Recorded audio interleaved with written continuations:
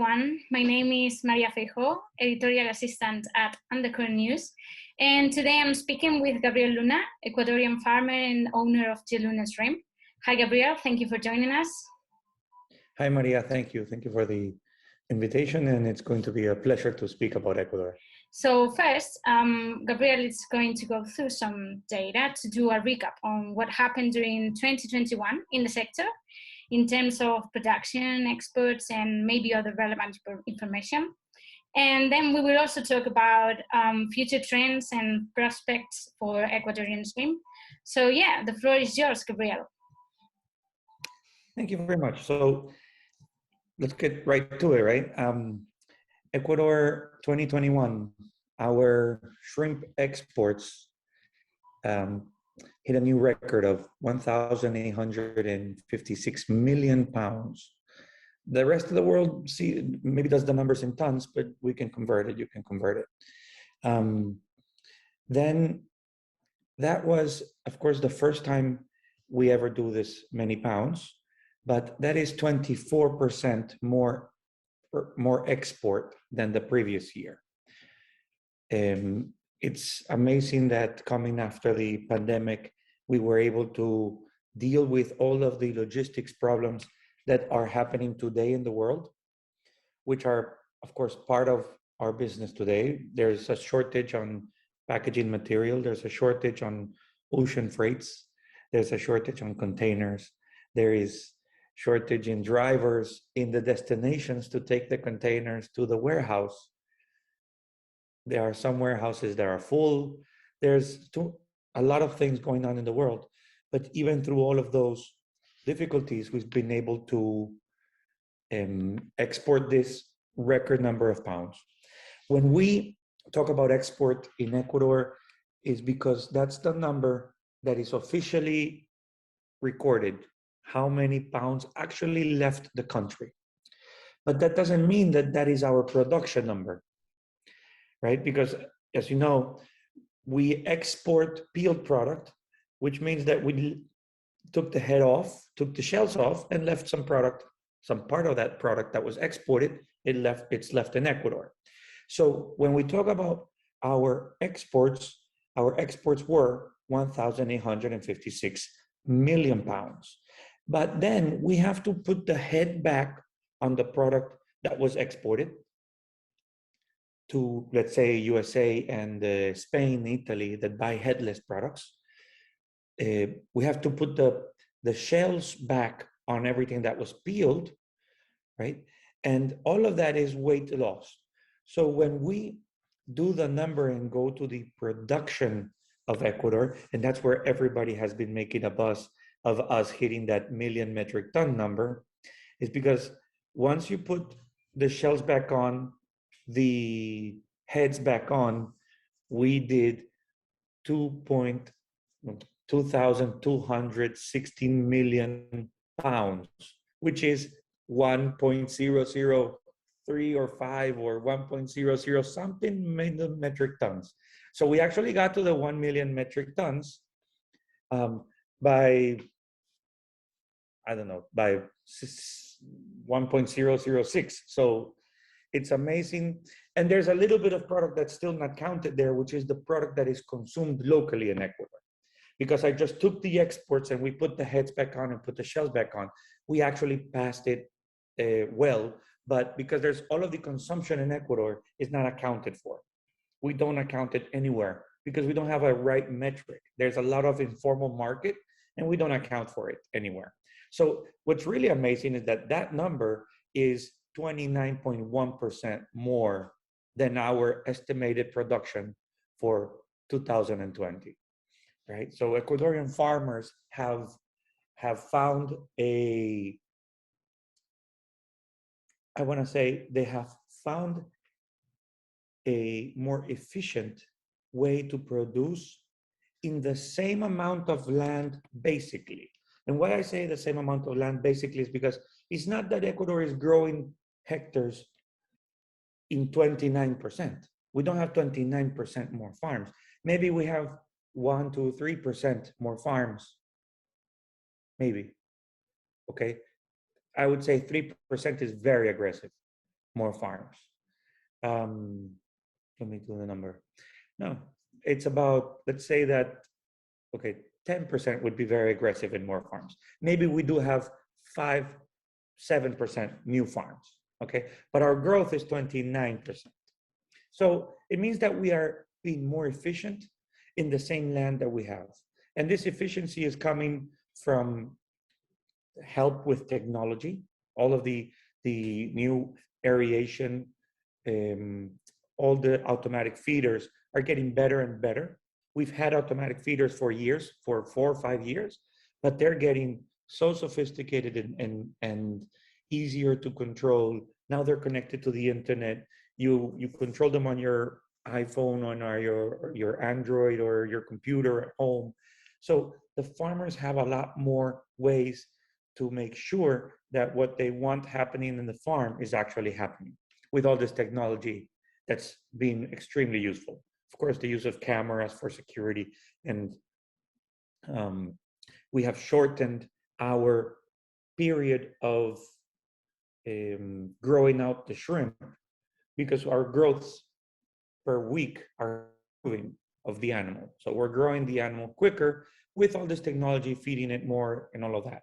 So yes, I mean, if we go back 2021 to 2020, the recap is Ecuador had a really amazing year, and we are super excited. We are very happy that everything is healthy, the production is going well, and it's being done in a very sustainable manner. It's not being done by increasing densities or by, we don't have many intensive, if any, anymore in Ecuador farming, or, I mean, it's just our regular old method of farming, just getting better and better. Yes, we are increasing densities, but from 8, 10, 12 animals to 15 animals per square meter, which is still very, very extensive compared to the world.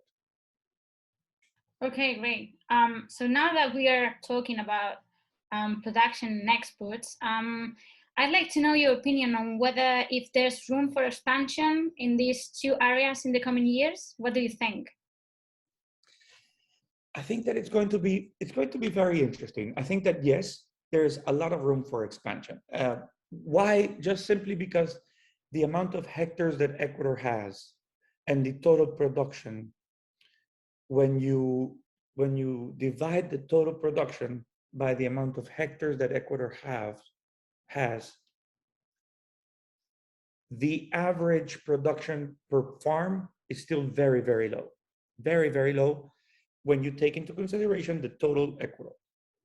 So there will be many of those farms that are lowering the average, that are low producing, low output pounds farms, where those are going to be stepping up their game, are going to be adding technology, adding the feeders, adding new pumps. Pumps are one of, I think, the newest, most important investments that people are doing in Ecuador. So all of these farmers are going to catch on to the wave of technology and modernize their farms and eventually produce many more pounds.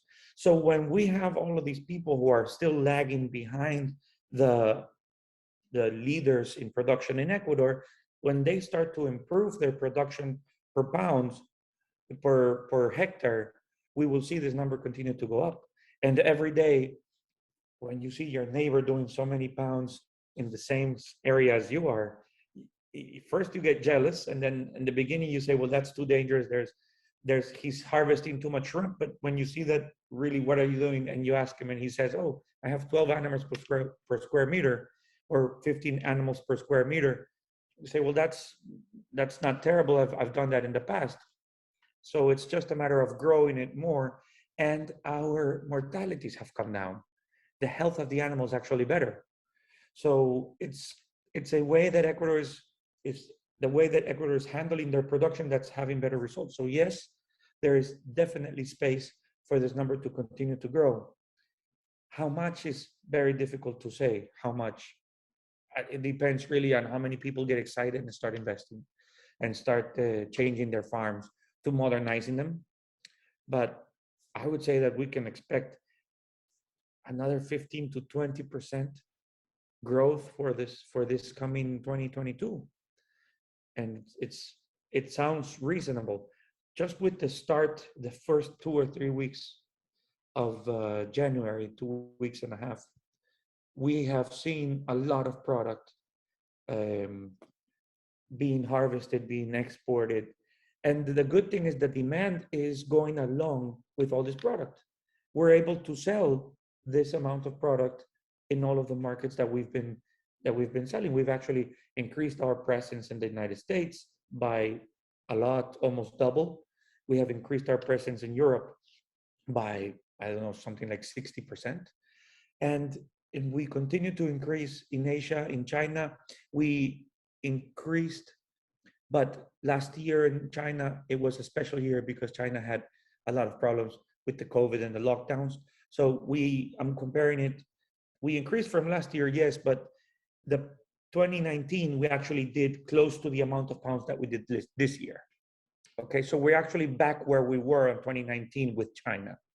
It doesn't, if I compare it to last year, yes, it's an increase, but last year was special for China and Ecuador because of the COVID. So yes, there's room to improve, there's room to increase. It's a matter of what type of product you're doing, you know? And I think, I mean, that's important to consider for the future. Coming back to something you just mentioned before, can you speak a bit more about peeled shrimp and how is that part of the sector looking in the short, medium term? Like maybe also main markets for this product and how you're looking to grow in this area too? Yes, for sure. So Ecuador has been growing for 10 years, almost all of those years, double digits. We went from 300 million pounds in 2009 to 1,800 million pounds in 2021. Okay, so that's a big increase. We have multiplied ourselves by 6. So our production is up 6 times what it was in 2009. Why this is important to mention? Because from 2010 until 2018 and 19, all our growth was absorbed by one importer. All of our growth, 98% of our growth was sent to China as head-on, which is ideal because it's an easy way to produce. You send your head-on product, you process it quicker, the market accepts it, you have market acceptance, you have a brand recognition. There's many things that are great about having this large proportion of your growth go to China as head-on. But eventually, what we thought we should have done in the past happened in COVID is that we were so big in China that in COVID, in a month, COVID shut down Chinese New Year, shut down celebrations, shut down cities. Entire cities were on lockdown. So the importers in China stopped to buy from Ecuador for a month. And this initially for us was terrible. And it pushed us to what we knew we had to do somewhere along the line. And we were waiting we were waiting and we knew that this was the future, that we had to start to peel product. And that's where the answer to the question is. I talk a lot, but it all goes to the answer of the question eventually. So throughout the problem of COVID, we started to expand and grow the amount of value-added products that we are doing, which is the amount of peeled products that we are doing has been increasing year over year in the amount of pounds. To give you an idea of how much, we peeled an estimated 130 million pounds in 2019. That's all we peeled. In 2000, and that's finished product, okay? We have to put it in finished product or raw material. So let's say that's finished product. We did 200 million pounds in 2020. And in 2021, we did 265 million pounds. So we grew that 200 to 265 in 1 year. And from 2019 to 2020, we grew from 130 to 200. So we grew at a rate of approximately 70 million pounds per year extra of peeled products. And that's going to continue to grow. Why hasn't it grown more than that? Because we have to set up the facilities, we have to train the people, um, and setting up the facilities means importing new equipment, IQF machines and um, automatic weighers for the bags, for the retail, all of this. And in the last 18 months, everybody has seen logistics and imports get so complicated that you order a machine and it used to take 3 months. Now it's taking 6 months because there's no container, there's no transit or traffic or one of those problems. So do you think that figure is going to grow again this year? I mean, it's been growing, as you said, since 2019, and it grew to 2020 and again in 2021. And I want to know if there's room for that kind of product to still grow in 2022, or if it's going to be a standstill point, or I'm not sure. Okay, so as far as the production of it, yes. As far as the demand of it, which I'm guessing is the question, is are we going to have demand for all of this peeled product that we plan on doing? Yes, the demand exists, and yes, because of COVID, this is the actual sector of the market that grew. So for us, it happened by, I want to say coincidence, or by just the way things played out in life, that we ended up doing more value added that particular year. We knew that we had to do more value added to survive our larger productions in the future, but we weren't decided to start yet. Ecuadorians weren't decided to start yet because it's a lot of investment in these peeling plants and these new facilities and training the people and all of this. Since we had a place to put the shrimp as head on, we were very calm. But when COVID came in and China couldn't buy from us 1 month, we realized that if they don't buy from us 1 month, the shrimp has to stay in the water alive. And that costs so much money that it's counterproductive, because your shrimp continues to grow. You have to feed it. If you don't feed it, it dies. If you leave it to die, you lose all your investment. So there's too many risks involved in not exporting what you have to export in a current month. The storage capacity of Ecuador, it's growing, but it's not enough to store a full month of production. Our full month of production is very important now. We're producing 200 million pounds, but we're exporting 180, 165. That's a very big number to put away and store. And it actually wouldn't even be good for the market if we stored it. If you start storing product, you can play a little with speculation and demand and supply, right? So I think it's actually better that we don't have that capacity to store it, so that we export everything and sell everything on the market as it is. But definitely the market grew because of COVID. People were at home, were consuming more from the supermarkets. People were getting bored of eating the same thing that they've always been cooking. It's one thing when you're cooking on a Saturday and a Sunday, and a different thing is when you're cooking Monday through Sunday.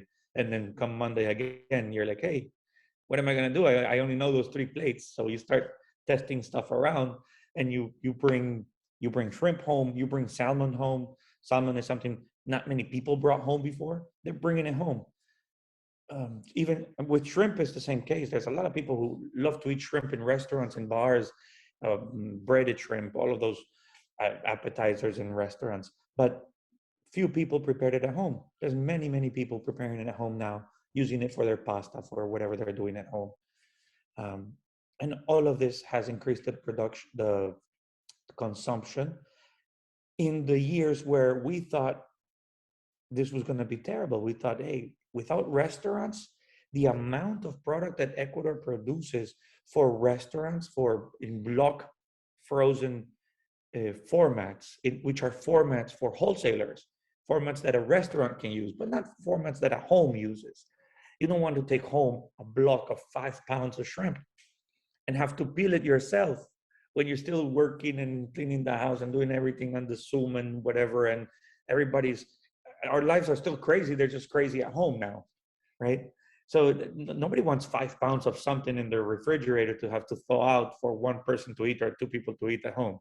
You can't eat 5 pounds. You're going to eat 10, 12 shrimp, 18 shrimp if you're like me, right? But so I think it's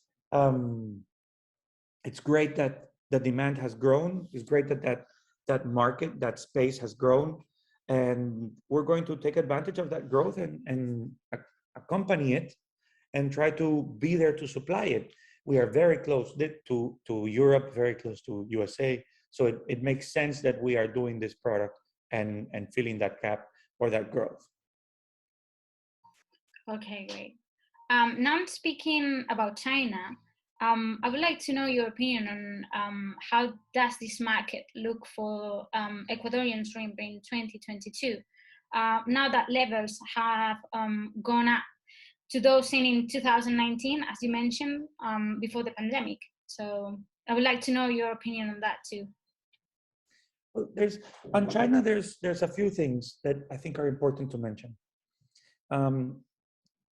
What I feel from the importers in China, from the businessmen who buy our shrimp, is that they want more and more of our shrimp because they are selling through it very quickly.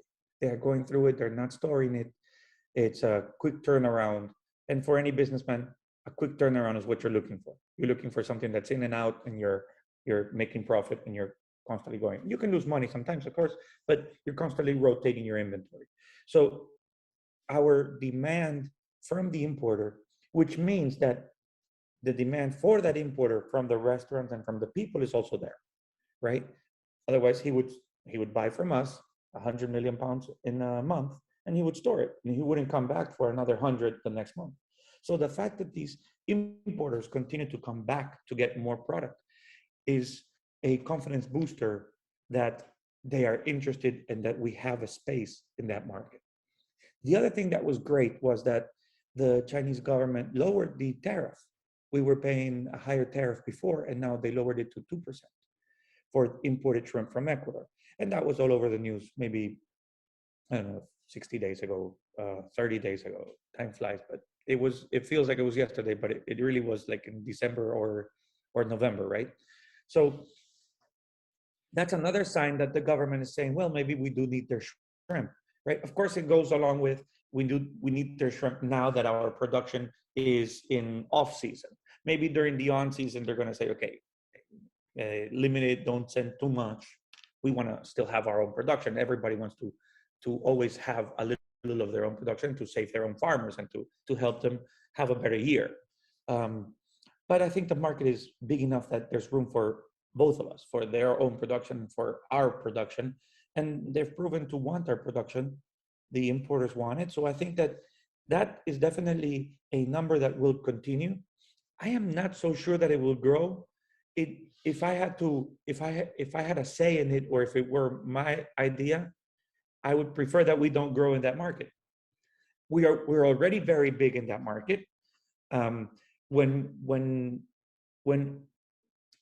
we grew our production and exports this year, we lowered the percentage of that market in our market share.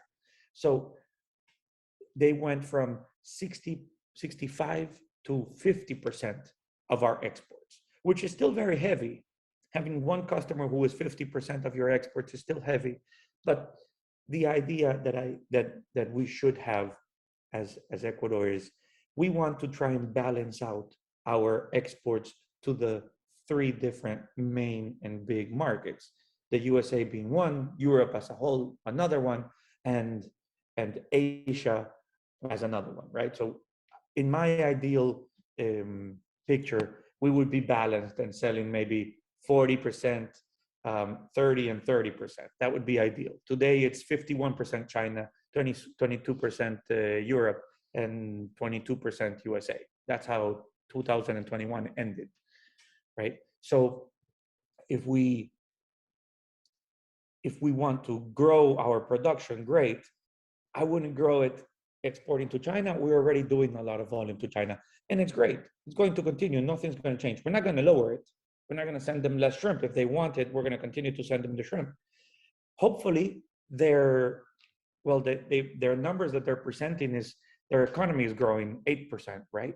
So if they presented a number of growth of 8%, that means that there's more people who can afford shrimp. And the more people can afford shrimp, they're going to want to import more from us.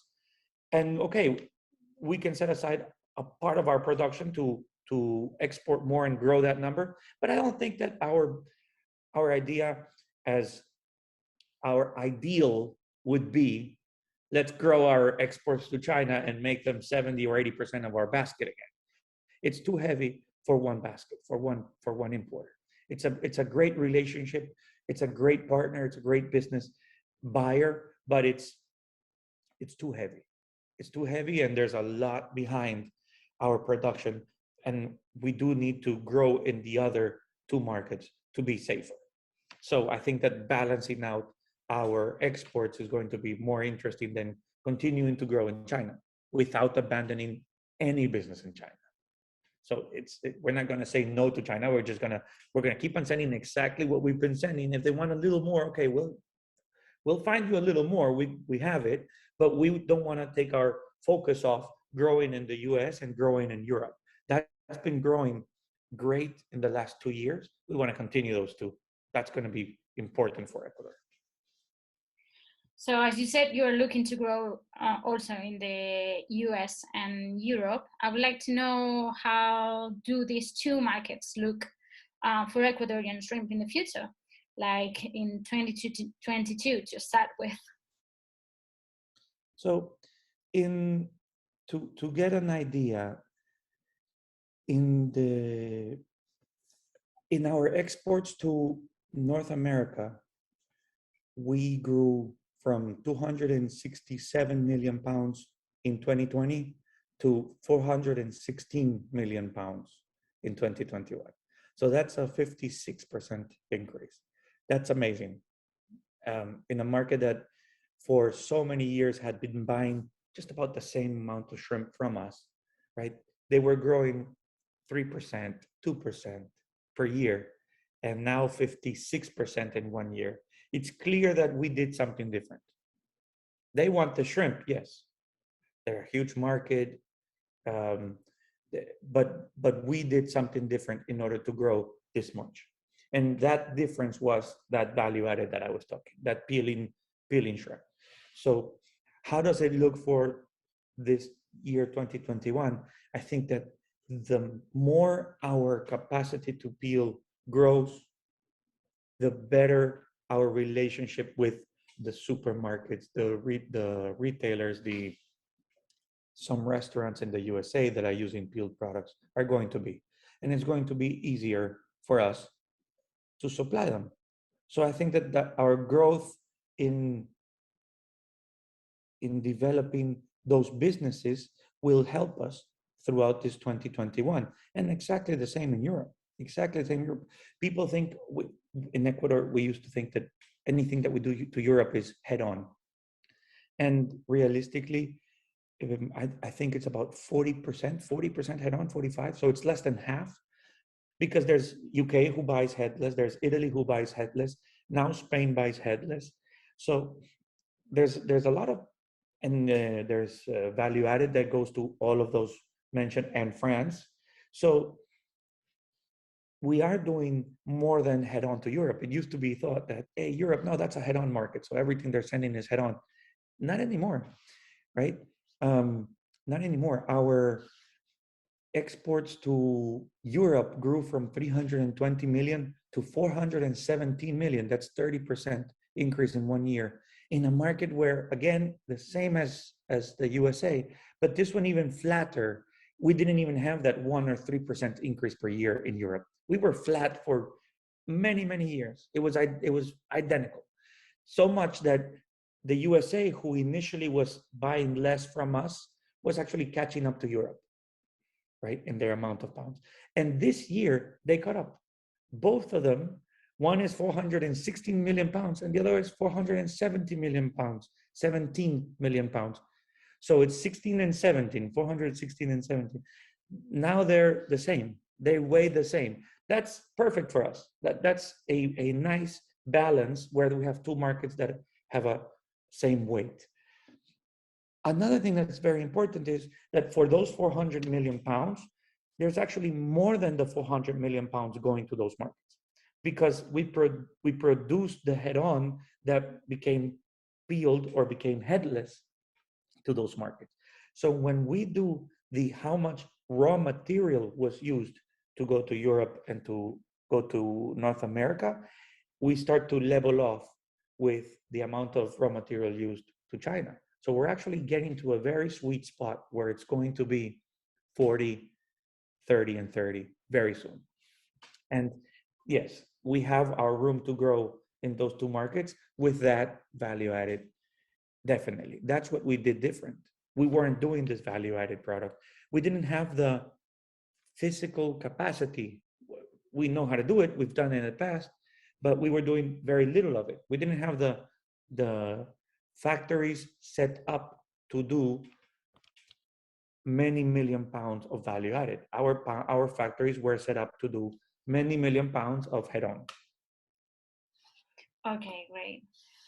So now going to speaking about prices, farm gate prices in 2021 ended on a downward trend, but now it seems like they're rising again, at least a little bit.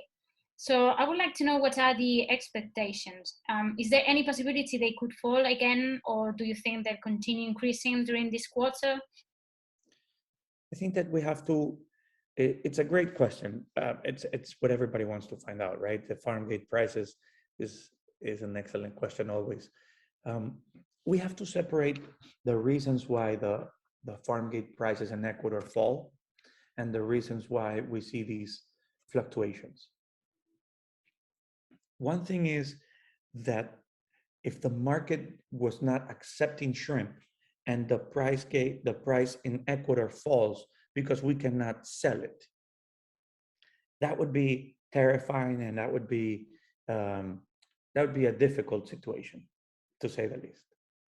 Market all over falling because there's too much production, and this is not the situation in Ecuador. The prices fell in end of October, early November, or November in Ecuador to the farmer raw material prices, because the boxes went from 13 to 50 cents per box where we put the shrimp in.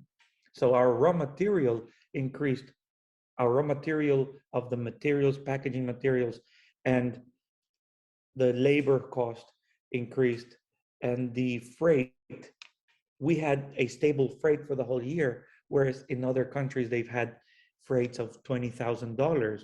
We were doing still $5,000 freights to all over the world. Yes, now they're going up. Now they're 7,000, 8,000. Okay, but it's still manageable. But it's been increasing little by little. But all of these came together in November. So the drop in Ecuador in price goes along with two things. One is, a lot of that drop was an adjustment of the actual cost. So we were selling at similar prices, but we had to lower the price to the farmer because the farmer is the only one who had the room to take the hit of the extra costs. Okay, so the market wasn't going to go up because we had a lot of shrimp. When you have a lot of something, you can't increase the price. Ask for more if you have a lot of it, right? So it wasn't the moment to ask for a higher price. It was the moment to lower internally the price. So we lowered the price internally because of the law of market and supply and demand. Internally, we needed to pay for the boxes. We needed to pay for the freight. We needed to pay for all of these added expenses that we had. So we lowered the price. That's the main reason of that drop so big. Then comes the drop that we always have in December, because there always is a drop in December in Ecuador, always. If it's not in December 10th or 15th, it's in December 1st or November 20th. If it's not in November 20th, it's in November 6th, okay? But there's always at the end of a year a drop. Why?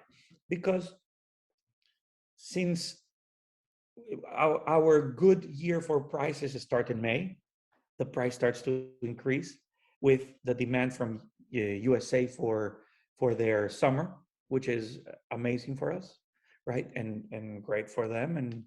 And after our summer, the summer of the United States, comes the summer of Europe, August, right? Another good time for us to sell our shrimp. So there's high demand.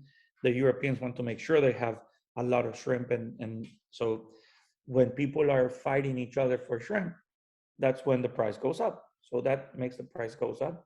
And then starting in early September, China begins to prepare their purchases for Chinese New Year, which is huge.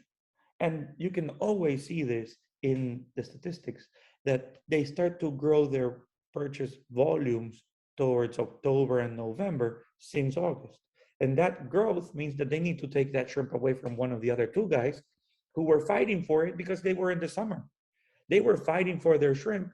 And now comes China and they say, okay, wait, we need to start loading up for Chinese New Year. And if we don't load up now, it's going to be more expensive later. And everybody knows that. Everybody knows that in September is one price, and in October it's a very other. It's a different price. It's a higher price, right? It just takes a time. It takes its time to go up, and it's just demand. What happens and why it comes down is as soon as the last boat that arrives for Chinese New Year is shipped from Ecuador, there has to be a different price because we are selling toys for after Christmas. So before Christmas, there's one price for the toys. But right for the day after Christmas, there's a different price. You want some toys? I have some toys. It's not Christmas anymore. So we have to understand that it's part of the market. And they use it. They're great negotiators. I mean, we think we are good negotiators. They invented it. So they use it to their advantage. And it works out. It really does. Yes, the price drops, but because they say, okay, this doesn't arrive for Chinese New Year, this arrives after the party. So I'm going to put this in inventory to help you out. That's been the story for 10 years. They're not going to put it in inventory to help us out. They just don't want to start the new year with inventory that's at this high price. They want to start it at this and let us go again up. But if they started here and if they started high, they would go through the roof. So there's always, you have to reset the price somehow. And of course, there's the increase of production that Ecuador comes out every year saying, oh, this year we're going to increase a little bit. So that resets also the price a little bit. So it's the drop in December has an explanation. It's for the big part of the drop is the costs, and the fact that the prices are beginning to increase now is amazing. To me, is a very exciting news that we're actually selling the shrimp at prices that last year we were selling it in maybe April. Remember that last year, 2020 in January, we were coming back from the COVID lockdowns all over the world, and the second wave, the third, I don't know, second, third wave, whatever wave, I don't know. We've been surfing for a long time now, so I don't know how many waves, but in January of 2020, the prices were very low, and January 2021, sorry, the prices were very, very low because of the pandemic, all of the situation that happened everywhere. And from then on, the price did nothing but increase every month, right? Today, we are at the same price level as April or May of last year. So we are nowhere near that price of January, which was extremely low. Plus, we are selling more shrimp, which is, it proves, and it's kind of the summary of all our conversation. The demand is there. We are doing much more shrimp. In December, we did 180 million pounds. Last December, we did something like 125, 130 million pounds, 50 million pounds more, but it's gone. It's gone and the price is going up again. We already sold that and the price is going up again. There's no price that goes up when there's overproduction. Nothing goes up when you have too much of it. When you have enough of it, you can keep it stable. But when you're short of it, it starts to go up. So now it starts to go up again, the price. There's been some fluctuations, yes.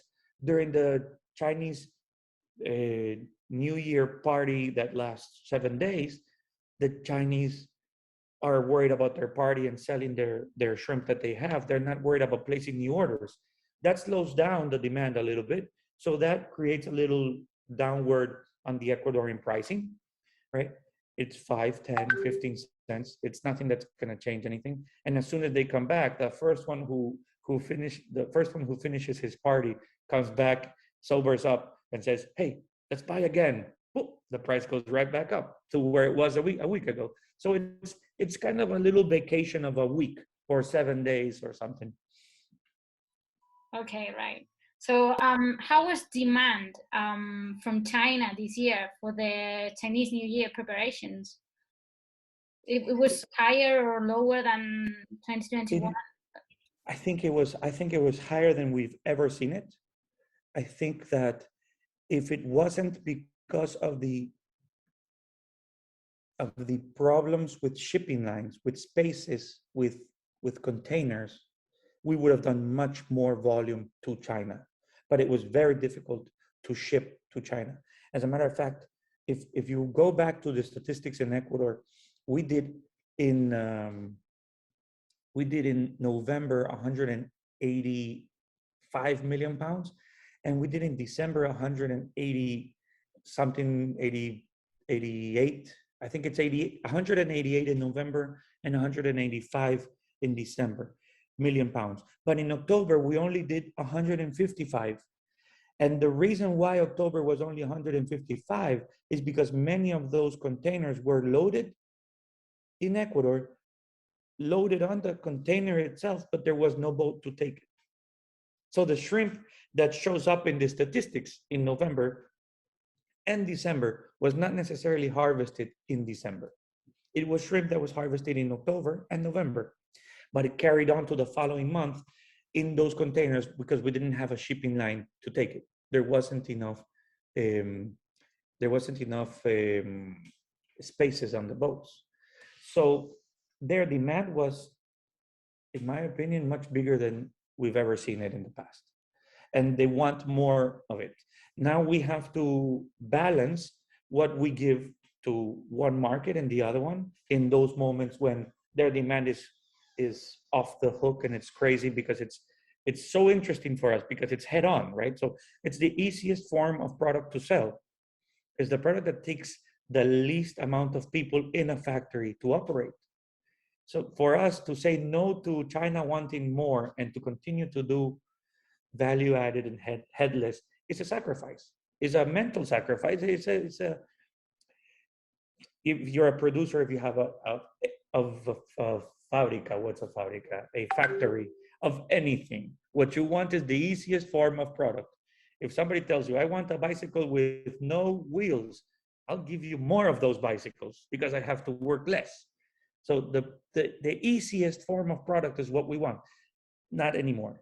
Now we have to understand that even though their demand was crazy and off the hook, we have to continue to supply our 40 million and 40 million to the other two until we keep on growing in those other two markets. And it's going to continue to happen. Okay, thank you. Well, I would like to ask you one last question on something I read on one of the CNA's aquaculture magazines. I saw recently that the NOAA announced that La Niña conditions have developed and are expected to continue with an 87% or something like that chance between December last year, 2021, and spring this year. The CNA, I remember, it suggested this could affect production in Ecuador. I would like to know what are your concerns and thoughts on this? In Ecuador, we need it to rain. It rains, it cools off, it helps the salinity. So the rain is actually good for us to a certain degree when it's a little bit of rain. When it's a lot of rain, too much rain, it's actually a difficulty right? So the fact that now it's going to be dry, I think it's not such a big problem in production as the other, as the Niño or the heavy rains are. I think that's a heavier problem, not for the shrimp production and for the shrimp life, but for the transportation, for the logistics. When it rains in Ecuador, it pours, and the farms are further from the city. The roads are dirt roads, some of them. So you go into places where your car gets stuck in mud. The trucks that carry the shrimp get stuck in mud. So to answer the question, I don't see it as a big problem that we're not going to have rain. For us as farmers, I don't think it's a big problem not to have rain. Too much dry, too much of anything is bad, but it's not a problem. It's something that we can handle easily, and I don't think it's going to affect the output of shrimp in the next 2 or 3 months at all. Okay, thank you very much. Well, that was mainly everything I wanted to ask you today. Is there anything I didn't mention that you might want to add? No, I think we covered a lot of information, and I think it was very interesting. I'm very glad we did this. Thank you. Okay, then, well, again, thank you very much for joining us today. Hopefully we'll see each other soon. So have a good day, Gabriel. Thank you. Thank you very much. Take care.